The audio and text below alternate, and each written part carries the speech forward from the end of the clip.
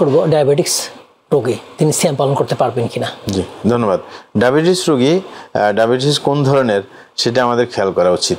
Diabetes যদি এমন পর্যায়ে চলে যায় সে কোনোভাবে সহ্য করতে পারছে না, হ্যাঁ, তার একবারে মানে চরম অবস্থায় পৌঁছে গেছে, যে জ্ঞান হারানোর সম্ভাবনা আছে, মানে রিস্কি অবস্থায় চলে যাবে, তাইলে সেই ব্যক্তি আপনার সিয়াম পালন না করে আপনার পরবর্তীতে সিয়াম পালন করার ব্যবস্থা করতে পারে যদি এই পর্যায়ে। আর কারো ডায়াবেটিসটা হালকা, ডায়াবেটিস হালকা, সে নিয়ন্ত্রণ করতে পারে, কোনো সমস্যা না, ভয়ঙ্কর পর্যায়ে যায়নি, তাহলে তিনি সিয়াম পালন করবেন।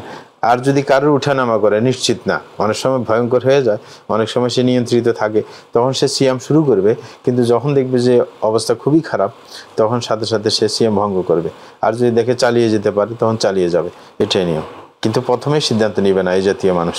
আর যদি কেউ নিশ্চিত যে আমি এত দীর্ঘ সময় উপবাস থাকতে পারবো না, তাইলে সে শুরু থেকেই নাও রাখতে পারে, কোনো সমস্যা নেই। কিন্তু বেস্ট হচ্ছে আপনার মানে চেষ্টা করে যাওয়া, যখন অসম্ভব হয়ে পড়বে। যেমন যারা কঠিন শ্রম দেয়, হ্যাঁ, এরকম কিছু পেশা আছে যে কঠিন শ্রম, সুতরাং তিনি আশঙ্কায় আছেন যে আমি কি সিয়াম পালন করতে পারবো। শরীয়তের বিধান হচ্ছে তিনি সিয়ামের উদ্দেশ্যে সেরি করবেন, করার পরে তিনি কন্টিনিউ করতে চেষ্টা করবেন, যদি অসম্ভব হয়ে পড়ে তখন তিনি সিয়াম ভঙ্গ করবেন।